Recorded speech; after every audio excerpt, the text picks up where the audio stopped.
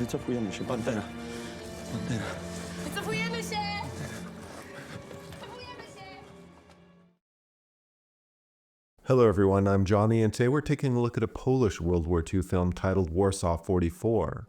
This is one of the most brutal war movies you might ever see, which is appropriate as it takes place during the Warsaw uprising, one of the most violent resistance actions in history, which saw German soldiers kill upwards of 200,000 civilians and flatten upwards of 90% of Warsaw. Warsaw 44, above all else, is an emotional experience. If someone wanted to get to know how it might feel to live in a city that has become a battleground, this movie is about as close as it gets, and it really takes the gloves off. The film touches on every aspect of survival, including the trauma that goes on during such events. Themes include sexual assault, the death of family members, the death of children and infants, maiming, the lack of food, medicine, and water. During this battle, hospitals were bombed, civilians young and old were executed. Injured civilians were evacuated under fire multiple times, as the entire city continued to be flattened. The movie might seem gratuitous at times, but it's not, historically speaking. The movie highlights many real accounts, likely the most brutal being the August 13, 1944 event of the explosion of a captured German demolition vehicle. The Germans during the battle used special remote-controlled tanks and explosive-laying vehicles to destroy barricades or buildings in Warsaw.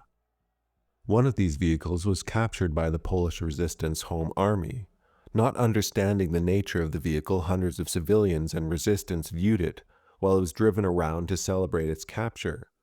When it suddenly exploded, 300 people were killed and hundreds more were injured. The event took place in the Old Town, the oldest and most historical portion of the city leveled by the uprising. Such events in the movie are brutal but poignant examples of the bloody chaos that was the uprising. The Warsaw Uprising began August 1, 1944 as part of a nationwide series of uprisings against German occupation. The Polish Home Army was not just motivated to defeat Germany, but also to be a larger part of liberating their own country. This would hopefully allow them to establish a Polish government free from the Soviet Union. At the start of World War II, the Soviet Union was a friend to Nazi Germany and occupied eastern Poland, with Germany occupying the west. Many Poles knew Soviet liberation was going to be yet another occupation. The Home Army had initial success. Upwards of 50,000 Polish soldiers and civilians fought in Warsaw. Forces were of mixed resistance movements and included liberated Jews. However, despite manpower and will to fight, Polish forces could not match the Germans in ammunition and weaponry. The Polish Home Army had hoped to last out long enough to be reinforced or at least better resupplied by Soviet forces. However, the Soviets halted their advance on the banks of the Vistula River, while the city and resistance were obliterated. Unfortunately, the movie doesn't go into much political detail regarding the matter. The film remains almost entirely focused on the experience of the battle. Even character development often takes a back seat to the sets, chaos, and brutality.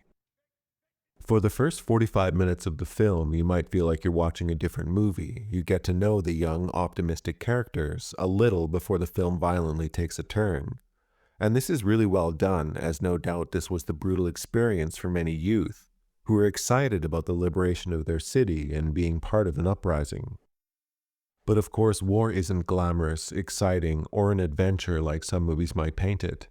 An uprising such as in Warsaw was witnessing your loved ones being killed, crawling through sewers, hiding in basements, house-to-house fighting to the last round, and watching your childhood community being turned to ash. The sets are incredible for the movie and do justice to the rubble and maze of fire the city would become. The film uniquely moves from brutal realism to occasionally using stylish slow-motion sequences. This might feel odd to a viewer at times, but it does capture the surreal and emotional moments one might experience during the battle.